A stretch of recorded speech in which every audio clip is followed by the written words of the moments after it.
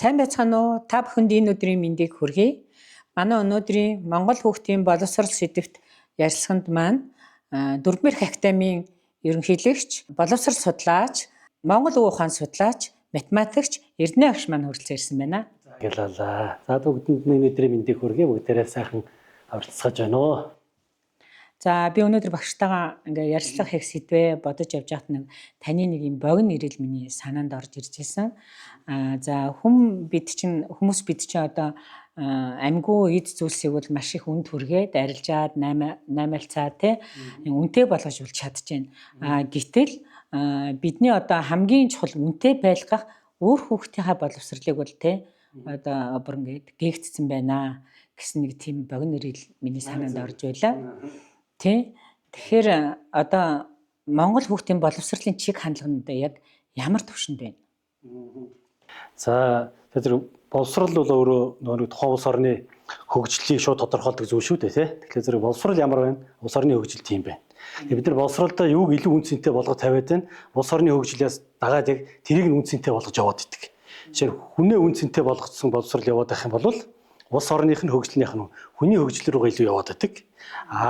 Тэр хүүхдүүдийн орчин ахуй боловсролынх нь тэрнлүү илүү анхаарал хандуулаад байх юм бол дахиад улс орны хөгжил яах нь илүү материалыг ахуй орчин руугаа анхаарал хандаад яваад идэг. Ийм шууд хамааралтай зүйл байдгийг. Тэгэхээр зэрэг Монголд бол дайны дэлхийд боловсролын одоо 3 том юм чиглэл байдаг. Тэгээд 3 том чиглэл Монголд гурвал ороод ирсэн явж байна. Өнөөдрийн байдлаар за юуны төрөнд бол их газрын боловсрол гэдэг бидний одоо өмнөх 100-нд бол Монголын одоо үр хүүхдүүдийг монголчуудыг одоо боловсруулсан одоо Франц, Герман, Оросоор дамжиж оржсэн боловсрол шүү дээ тийм их газрын боловсрол гэдэг. Энэ өөр академик талдаа их хүчтэй боловсрол байдаг. Дараагийнх нь том боловсрол одоо энэ ардчлал дэлхийд нэлээд зөнхөлж гарч ирээд ингээд дэлгэрсний дараа нэлээд хүчээ авсан боловсрол бол энэ англи саксоны боловсрол гэж. Өнөөдөр бол бидний мэддэг нөө Кембриж ингээ ярьдаг шүү дээ тий. Тэр Кембрижийн боловсролын цаана тэр англи саксоны боловсрол гэдгийн суурин дээр гарч ирсэн. Дэлхийд дээр бол нэлээд өндөр хөгжилтэй явж байгаа боловсрол. Энэ чиглэлийн боловсролоор явж байгаа улс орнууд бас их. Гурав дахь нь болохоор зэрэг Монголд бас нэлээд ороод ирсэн явж байна. Энэ бол исламын боловсрол гэж. За ингээд энэ 3 юм том боловсрол дайн дэлхийд дээр ингэж түлхүү явж байна. Энэ боловсрол бол орчин цагт биш нэлээд дээр үед явж исэн зүйлүүд гэсэн үг. Тэгэхээр зэрэг энэ боловсролыг тун ард түмнийг одоо өдөөс 800 жилийн өмнө бидний өвөг дээдэс саяхан хэлдгийн 3 боловсролыг одоо хүмүүжиж байгаа энэ чиглэлээр ингэж өөрснийгөө дараа үеэ бэлдэж байгаа ард түмнийг одоо яа гэх засаж тэднийг тохинулдаг ард түмэн монголчууд байсан. Тэгэхээр монголчууд ийм боловсролтнуудыг засаж хүмүүжүүлэн засдаг, эднийг сайжруулдаг, дагуулдаг ийм одоо цаг үедээ тэгвэл ямар боловсролоор тэгвэл тэр ард түмэнд очиж нөлөөлөжсэн гэдгийг тийм сонирхолтой юм гарч ирнэ. Гэтэл өнөөдөр бидний боловсрол болоо сүүлийн ингээд 350 орчим жил, за 300 орчим жил, хошоо нааш нь татах юм бол 200 орчим жил дандаа гаднаас оруулж ирсэн энэ импортын боловсролоор дараа үе бэлдээд байгаа. Тэгэхээр энэ импортын боловсрол өөрөө яаж яах вэ зэрэг яг Монгол энэ 9 мөрний ихэнд аж төрж одоо нүүдлийн соёл иргэншлэр явж байгаад өнөөдрийг хүртэл ингээд нэг оршоод байгаа ард түмэн байгаад байна шүү дээ тий. Дэлхийн том судлаачид энэ дээр бас хэлсэн байдгийг. Энэ монголчууд ер нь том энэ гүрнүүдийн дунд, энэ том үндэстнүүдийн дунд нэг жоохон удаан жил байсан мөртлөө яаж эдгээр гэж оршин тогтож чадаад байна гэж. Тэгээд энд оршин тогтож чадж байгааг цаад учрыг нь тэр хүмүүс асуухлаараа зэрэг тодруулахлаар тэгж байгаа. Энэ монголчууд чинь их тийм сони юм тий. Бид нар аж төрнөө гэж ярьдгийг. Бид нар хөгжнөө гэж ярьдгийг. Энтэй боловсрол уялдаатай байх нь шүү дээ тий. Гэтэл энэ урд зүгийн эрдэмтэд тэр хойд зүгийн эрдэмтэд одоо энэ барууны эрдэмтэд гэдгийг. Энэ монголчууд чинь тэгвэл нэг тийм дотор нь саяын энэ зүйлүүдээс гадна оршин гэж нэг юм яриад байгаа. Оршин байх. Оршин гэж яриад байгаа. Тэгэхээр оршин гэдэг ойлголт чи өөрөө юу хэлээд байгаа? Энүүгээр ялгаатай болчиход байгаа байхгүй. Энэ л одоо дайны дэлхийг ялгаж хараад байгаа. Одоо Монголд ажиллаж байгаа нүүбийн төлөөлөгч нар. Монголд ажиллаж байгаа одоо энэ дэлхийн том шашны төлөөлөгч нар. Одоо Роман Папа тэр үрж ирэхтэй энэ монголчуудын боловсрох тухай биш орших тухай ойлголтыг л судлаад яваад байгаа байхгүй. Тэгэхээр зэрэг Монгол боловсрол гэдгийн цаана энэ таны сая асуугаад байгаа монголчуудын монгол хүүхдэд боловсруулж байгаа боловсролын чиг хандлага гэдгийн цаана тэр оршихтой холбоотой байгаад байгаа нэг чухал зүйл байгаа байхгүй. Тэгвэл өнөөдрийн боловсрол яаж яах вэ? Саяын тэр сүүлийн 200-300 жилийн хугацаанд явж байгаа импортын боловсролын цаана оршихтой холбоотой юм их бага байдаг. Тийм ээ. Ерөөсөө яаж өнөөдөр бид нар Мэдлэг тав тухтай амьдрах уу? Яаж эргэн тойрныхоо имийг өөрсдийнхөө амьдралд авч хэрэглэж тэднийг ирхшээх үү гэдэг талын юм нь давмгаалаад байдаг болохоос биш.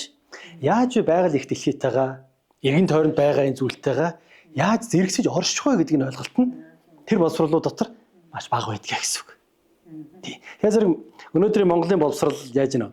Саяын энэ 200-300 жилийн энэ том боловсролын нөлөөндөө автчихад тэгэхээр зэрэг тэр орших тухай боловсрал нь хойш үлдчихэж байна гэсэн үг. Тийм байна. Аль нэгт одоо манай өвөг дээдсвэр тий. Энэ байсан боловсролнууд бүр орхигдоод байна. Тэгэхээр зэрэг таны сая хэлж байгаа асуулт те. Өнөөдрийн Монгол хүүхдүүдийн боловсрал, Монгол боловсролын чиг хандлага хаашаа байна гэхээр зэрэг дайны дэлхийн боловсролыг дагаад байгаа мөртлөө яг Монгол хүнээ бүтээдэг. Монгол энэ 9 мөрний ихэнд орчиж энэ хатуу уур амьсгалтай орон нутагт энэ газар оронд амьдарч чаддаг. Цаашлаа дайны дэлхийд очиж зогцож амьдарч чаддаг яг тэр боловсрал буюу орших гэдэг ийм үндсэн дээр ургаж гарч ирсэн боловсрал өнөөдөр дутагдаад байна л гэж харж байна шууд. Тийм ээ. Тэгвэл та бас нөгөө боловсрол судлаач хүн. Тэгэхээр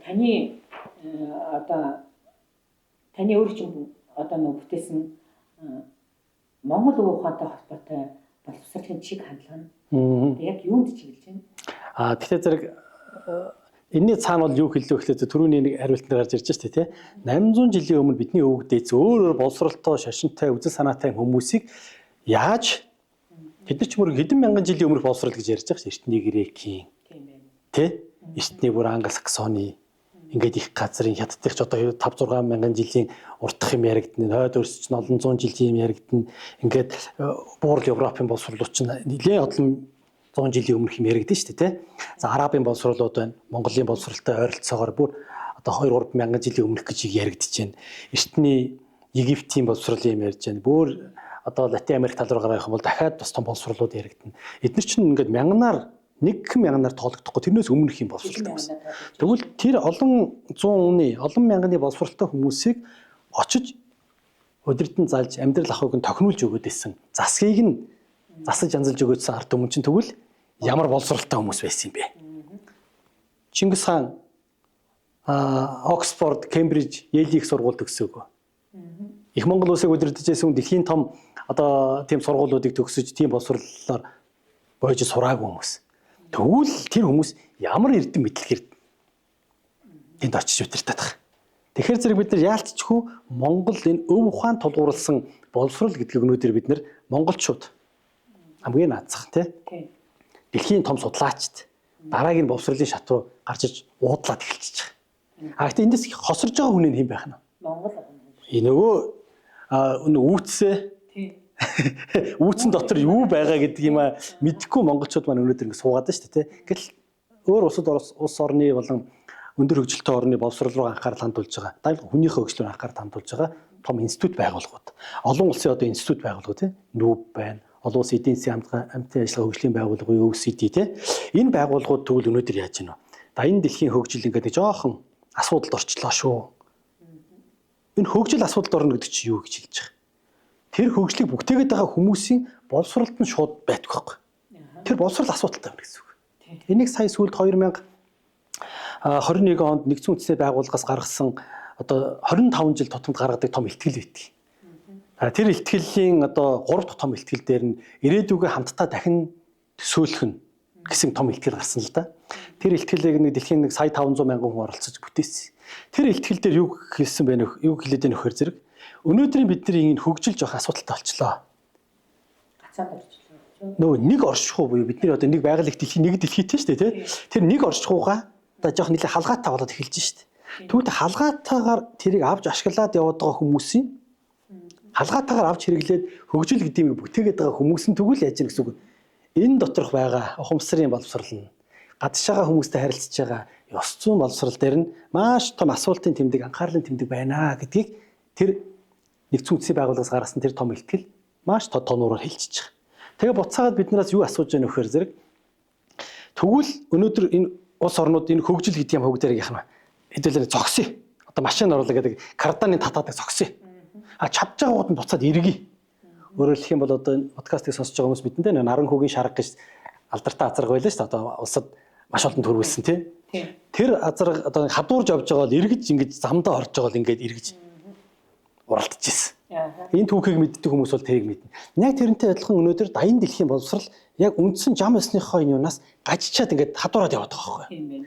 Тэгээ тэрийг яаж буцааж оруулах уу гэдэг дээр нэгдсэн үндэсний байгууллага энэ 100 200-аад улс орноос танаа улс үндэстнийг өнөөдрийг хүртэл оршин байлгасан энэ хүнээ бүтээдэг боловсрал гэж хэлж болохоор ийм чухал зүйлүүд байгаа. Тэрийгэ бусад улс оронтойгоо хуваалцаач гэдэг юм уриалга гаргасан. Тэгээ тэр уриалгад хамгийн одоо юу гэдэм бэ? Тийм чухал гэж хэлж болох юм да. Одоо Монгол хүн учраас хамгийн гэж ярьчлаа. Ер нь бол тэн дээр улс орон болгон чухал юм байгаа. Маш том хувь нэмэр оруулж болох үс тийм зүйл энэ Монгол өв ухаан дотор байгаад байгаа. Бидний нөгөө үүцэнд байгаад байна шүү дээ. Тэгээ энэ үүц рүүгээ хизээ ирэх юм бэ гэдэг ойлголт. Тэгээ зэрэг түрүүний танаа хэлж байгаа нэг тэр Монгол өв ухаантай холбоотой энэ зүйл өнөөдөр боловсрал дээр нь яаж орж ирэх юм бэ гэдэг. Дараагийн нэг зүйл нь болохоор 24 оны 11 сарын сүүлээр олон улсын эрдэм шинжилгээний хурал болсон. Монголын боловсролын философи гэдэг юм сэдвтэй эрдэм шинжилгээний хурал болсон. За энэ эрдэм шинжилгээний хурал дээрээс бол ерөнхийдөө нэг юм 3 зүйл ажиглагдаж байгаа. За нэг зүйл нь бол юу вэ нөхөр зэрэг өнөөдрийн Монголын энэ боловсрал түрүүний тэр их газрын 3 ингээд төрлийн боловсрал Монголд ороод ирсэн юм яваад байна шүү дээ, тий.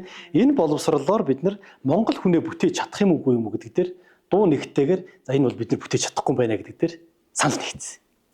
Санал нэгтэж. Хоёр дахь зүйл нь юу вэ нөхөр зэрэг тэгвэл бид нар Монгол хүнээ бүтээдэг, Монгол хүүхдүүдээ бүтээдэг тэр боловсрол нь хаана байж болох вэ гэдэг дээр энэ Монгол энэ уламжлал, энэ Монгол энэ ухаан, Монгол соёл дотор ер нь байгаа юм шиг байх шүү гэдэг дээр бүгдээр яасан байна. Дахиад санал нэгтэж байгаа.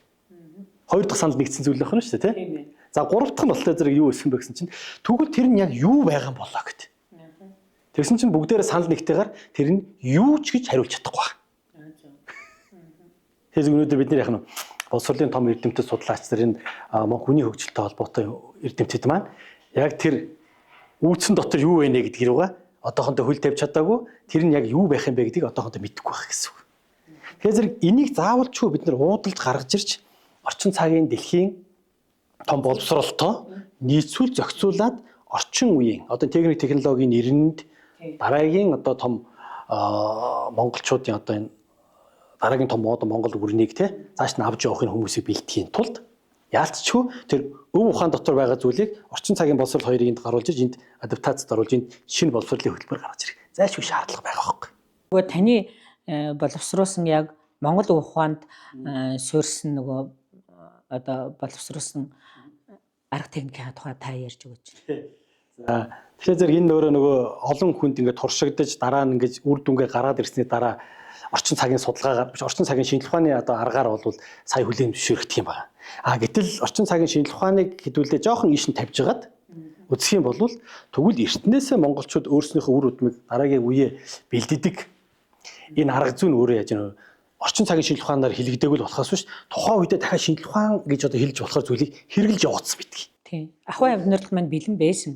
Тэгээ өөрөөр хэлэх юм бол хүнийг бүтээдэг аргачлал нь энэ антропологийн буюу энэ ахуй амьдрал дотор амьдралын жаяг дотор байж байгаа. Шашин илүү давмгаалсан улс орны антрополог нэр өөр юм яригдах нь шүү дээ. Тэр тал руугаа.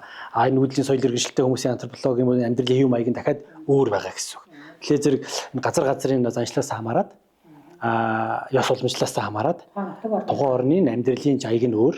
Амьдралын жаяг нь өөр учраас тэр жаяг дотор бойж ирж байгаа хүүхдүүдийнх нь авж байгаа боловсрал эзэмшиж байгаа ур чадвар тэр эзэмсэн ур чадвар амьдралдаа хэрэгжилж байгаа тэр ухаан нь өөр өөр байхад идэг.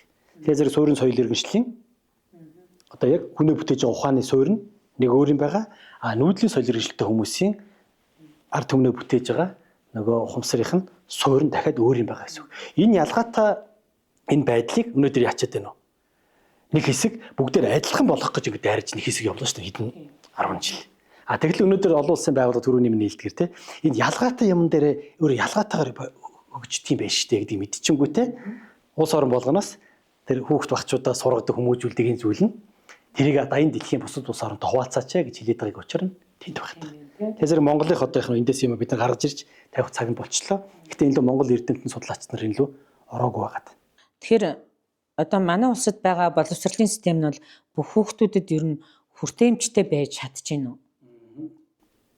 За өнөөдөр Монгол улсад ерөнхий боловсрол зөвхөн ерөнхий боловсролын сургууль сурж байгаа хүүхдийн тоо гэх юм бол 800 гаруй мянга байна. Тэ. За энэ хүүхдүүдээс маань нийтдээ нэг ер нь бол бүгдээрээ албан боловсролд бол хамрагдаж чадж байгаа. Тэр багахан хувь. Цөөхөн хувь. Одоо гэдэг юм нэг 1500 орчим хүүхэд. За ингээд яг нь боловсролд хамрагдаж чадахгүй тэрний гадна бол үлдчихэд байгаа юм би. За тэгэхээр Эрдэнэ агш маань бол боловсрол судлаач хүн. Тэгэхээр та нөгөө анх Монголд нөгөө Кембрижийн хөтөлбөрийг оруулж ирэхэд те анхны сургуулийг одоо анхны сургуулийн захирлаар 10 хэдэн жил ажиллаж исэн. Мөн боловсролын байгууллагт 20 хэдэн жил ажилласан юм туршлагатай хүн шүү дээ.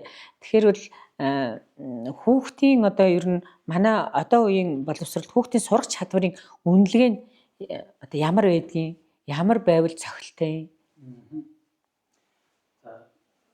Энэ эцэгчүүд бол ойлгоод энийг барьж явах юм бол их юм чухал асуулт байна шүү дээ.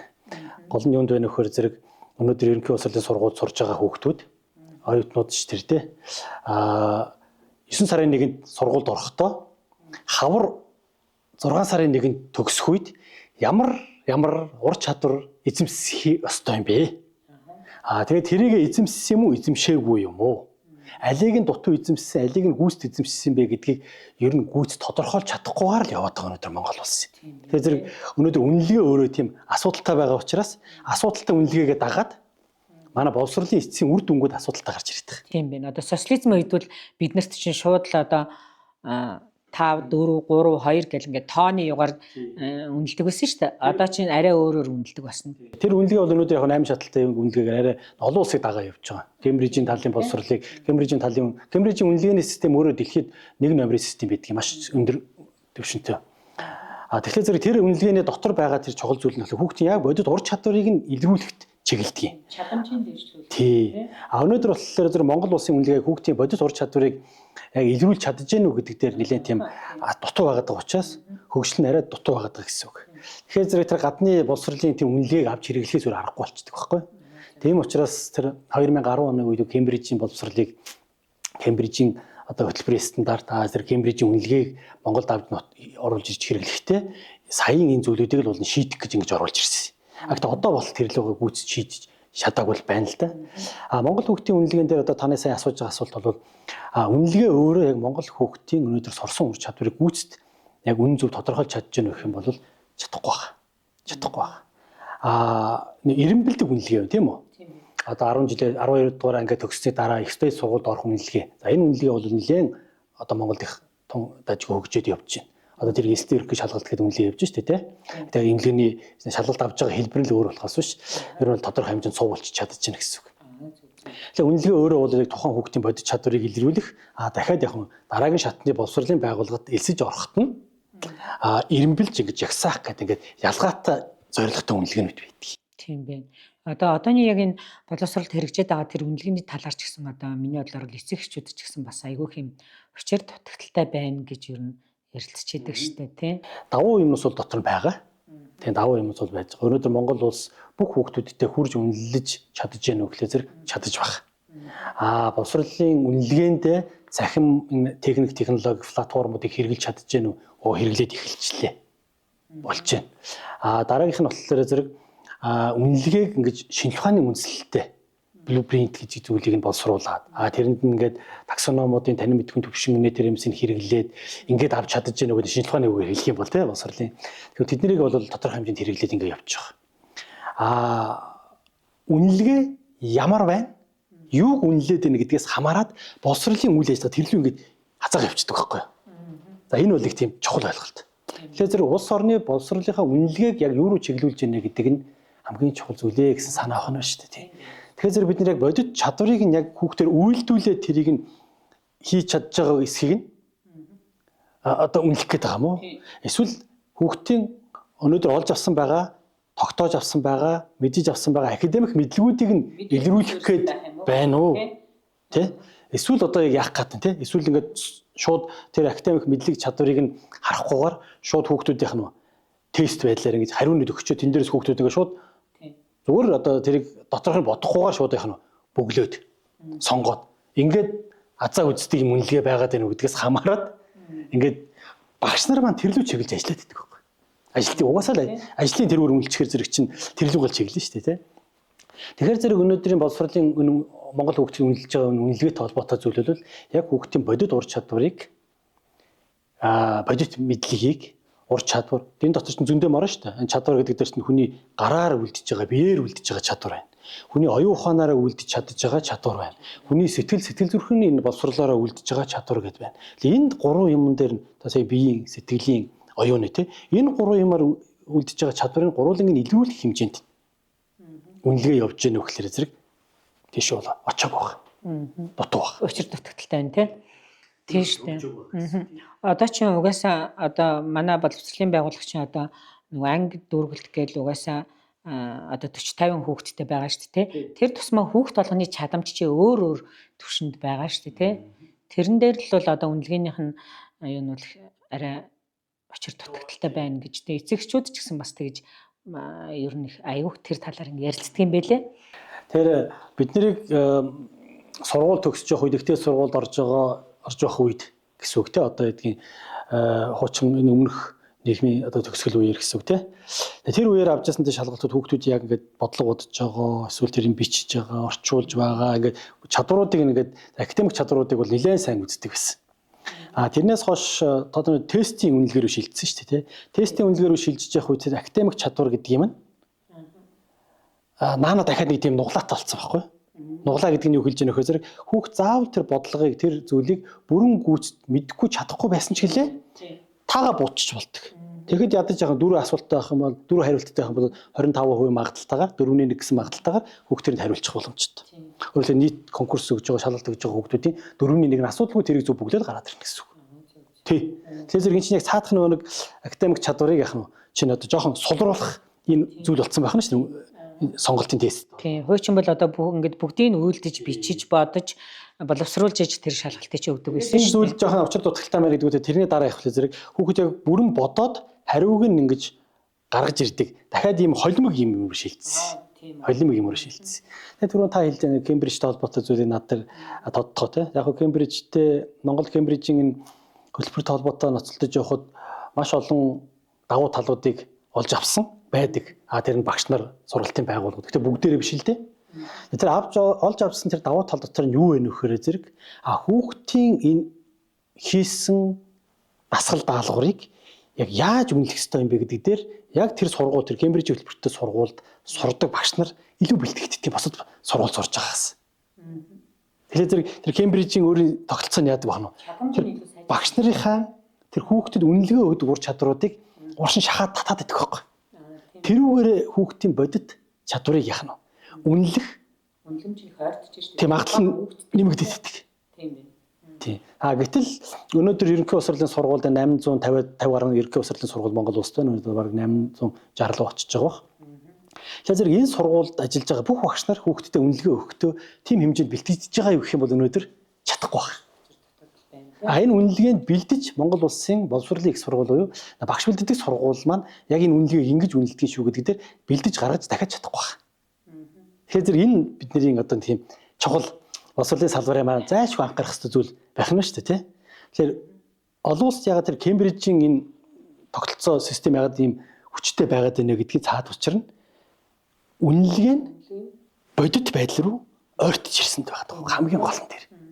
Тийм учраас дайны дэлхийн Кембрижийн үнэлгээг одоо яаж гэнэ хамгийн одоо 1 номерын үнэлгээ байна гэж өнөөдөр улс орнууд авч хэрэгжилж байна. Африкийн улсууд, Африкийн өндөр хөгжилтэй улсууд аваад эхэлчихлээ. Европын маш олон улсуудыг аваад хэрэгэлсэн. Англи улс хүртэл 14 онд улсынхаа үндэснийхээ үнэлгээний системд Кембрижийн үнэлгээг авч хэрэгжилж явах жишээ нэ тийм үү? Гэх мэт ингээд энэ үнэлгээний систем бол өөрөө Кембрижийн үнэлгээний систем бол их хүчтэй байх тах. Монгол улс энэс одоо тэрийг авах та ер нь бол заахын югаар дамжуулаад хүмүүст хэлчихэд ер нь бол нэг Кембрижд анх Монголын засгийн газар хамтарч ажиллаж эхлэхдээ бид нэр зүүрлэх юм бол бид 300 литр сүү авъя гэж хэлсэн байхгүй юу? Одоо зүүрлэх юм бол тий Кембрижээс бид 300 литр сүү авъя гэдэг. Тэгээд яг бодитоор нь яг авахтаа бид 300 биш 30 литрийг л авсан байхгүй. 270 литрийг ингээд салгиулаад асгарч байсан. Яг бол Монгол энэ талдаа 300 литр сүү хүлээж авах тэр нөгөө нэг саваа бэлтгэх байсан. Саваа бэлтгэх байсан. Тэр савн дотор чи юу орж ирэх гэхээр зэрэг энэ боловсролын хууль. Энэ боловсрол дээр хэрэгж байгаа дүрм журмууд. Тэгээ тэрийг авч хэрэгжүүлэх гэж холбоотой нөгөө багшийн хүүхдэд үнэлгээ өгдөг тэр ур чадвар мадрууд нь тийм бэлтгэдэг байсан гэсэн үг. Бусад ахуй юмс бол мэдээж байна л да, сургуулийн байр шинэ тэрийг юмс. Тэгэхээр зэрэг 270 литр сүг нь харь хасгацсан. Боловсон хүчин бэлтгэдэг байсан юм байна шүү дээ. Яг тодорхой хэмжээнд боловсон хүчнүүд байж байгаа. Тэгээ тэр хууль эрх зүйтэй холбоотой юм нэлээ их байдаг. За тэгээд эндээс ингээ харах юм бол бид нар дайнд дэлхийд аваад хэрэглэчмээр зүйлүүд маш их ололттой юмс байна.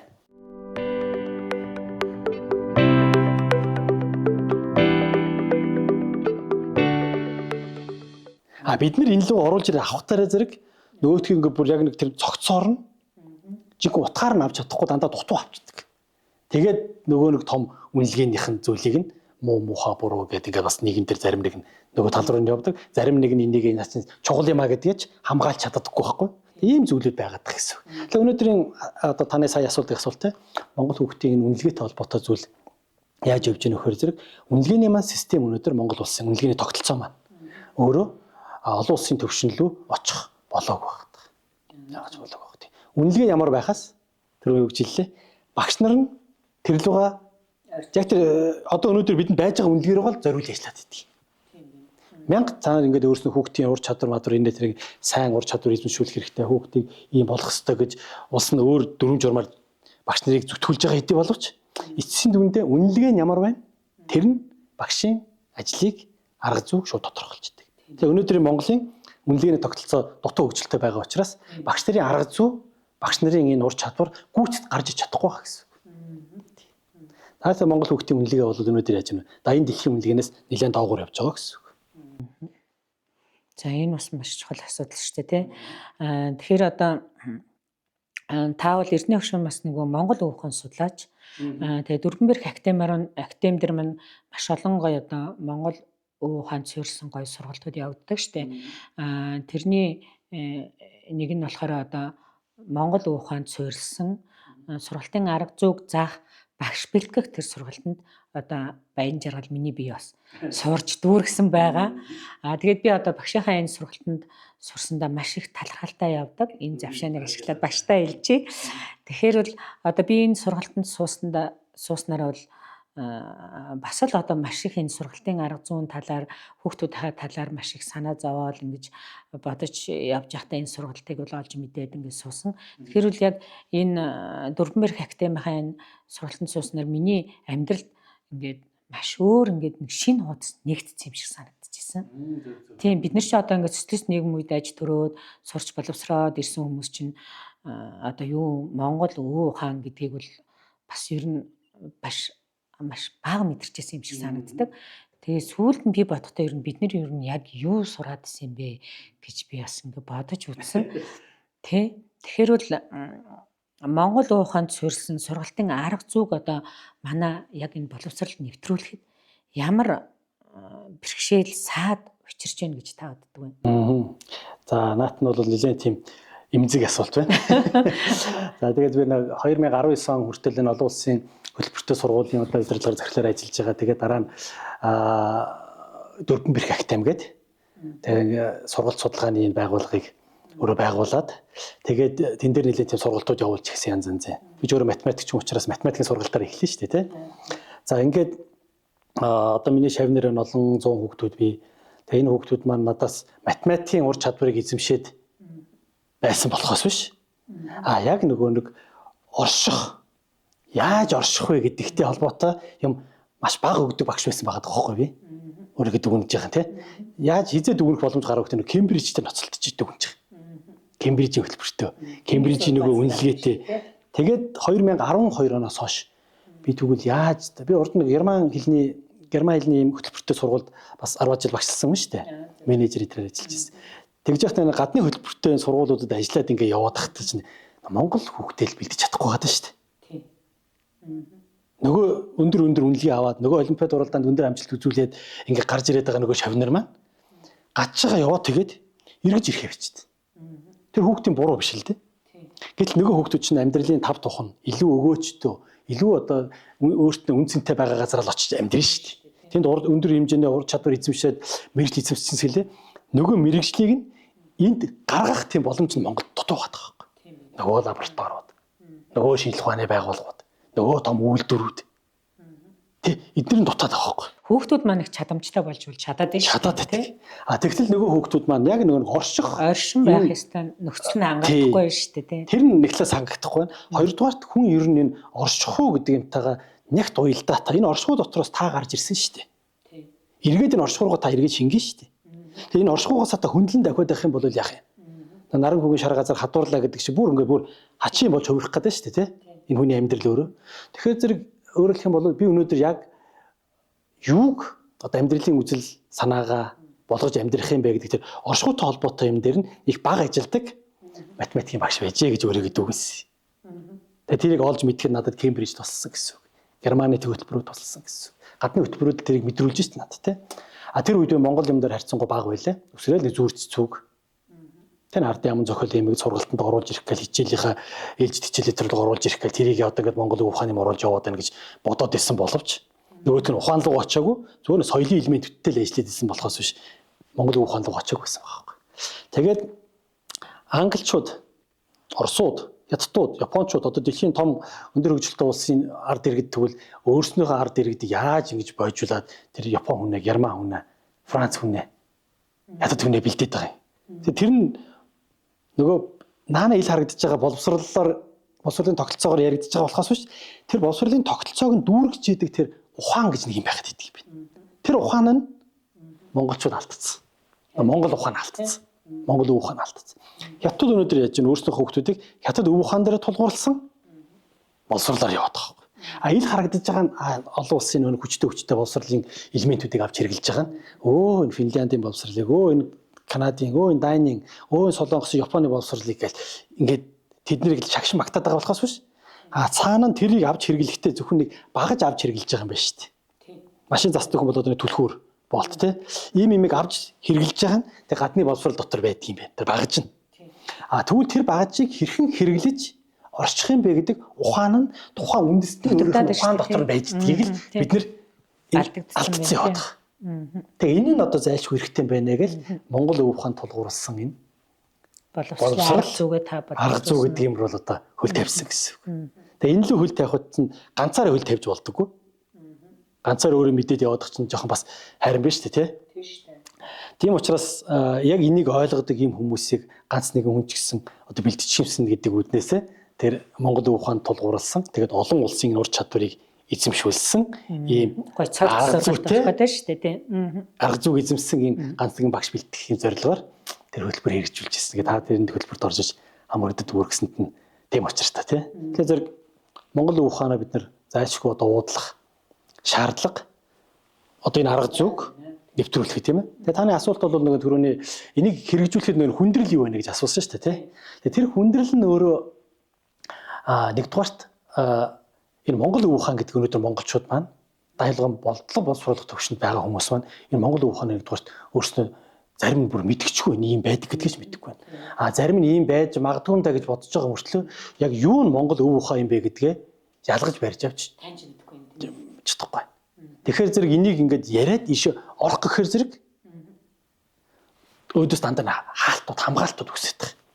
Одоо боловсролынхаа яамар учраас Монгол өв ухааны энэ тулгуурласан боловсролын юм бид нар боловсролынхаа хөтөлбөрийг хэрэгжүүлмээр байна гэдэг орохоор зэрэг тэн дотор сууж байгаа олон мэрэгжилтэн олон хүмүүсийн чинь ойлгодог юмтай байхгүй.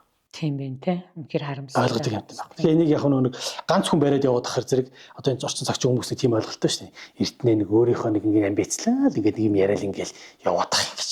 Өөрөөр тэрийг нэг эртнийгийн өөрийн юм гэдээ ойлгоцсон хандаад байгаа байхгүй юу? Амин чухал зүйл байна гэдгийг бол одоо таньж мэдэхгүй л юм. Тэр чинь бол нийтийн төлөө юм зүйл байгаа шүү гэдэг Монгол өв ухаанд байдаг шүү дээ. Нийтийн төлөө гэдэг ойлголт. Тэр нэг айгүй харамсалтай. Тэгээ тэрийг сайн өнөөдөр ойлгохгүй байна. Тэгээ цаг хугацаа өнгөрч итэл тэгээд тэрийг ойлгох хүмүүс одоо манай бодлого боловсрол төвшөнд төр засгийн үндэсний аюулгүй байдлын төвшөнд үндэсний аюулгүй байдлын зөвлөлийн төвшөнд үндэсний энэ улсын хөгжлийн стратегийн одоо том судалгаа хийж байгаа байгууллагын төвшөнд шинжлэх ухааны академийн төвшөнд одоо хүмүүс ойлгох хүмүүс ганц нэг нэмэгдэх бахаа.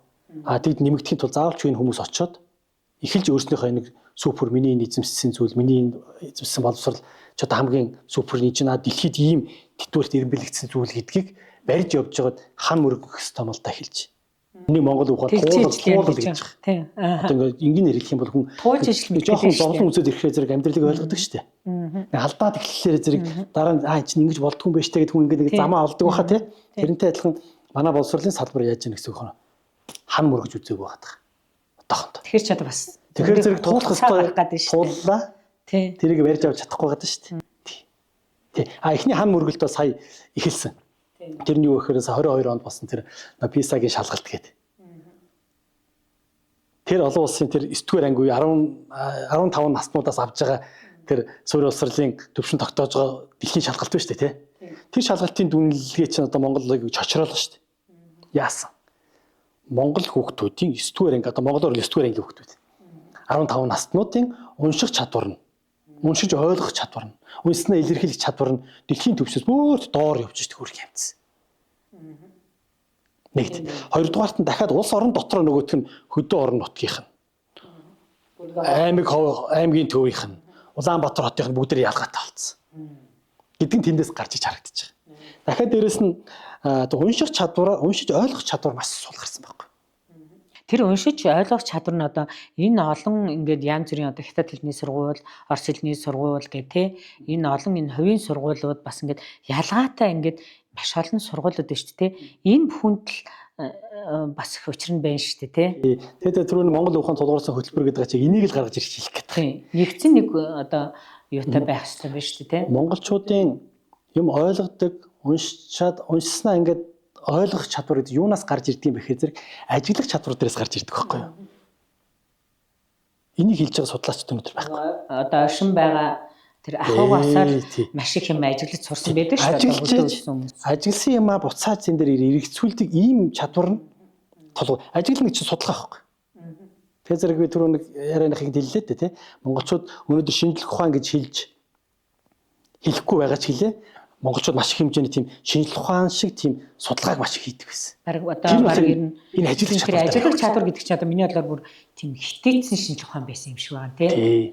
Энэ ажиглах чадвар дээр тулгуурлаж хүүхэд хөгждөг байхгүй. Ажиглах чадвар дээр тулгуурлаж хүн яах нь шийдвэр гаргадаг.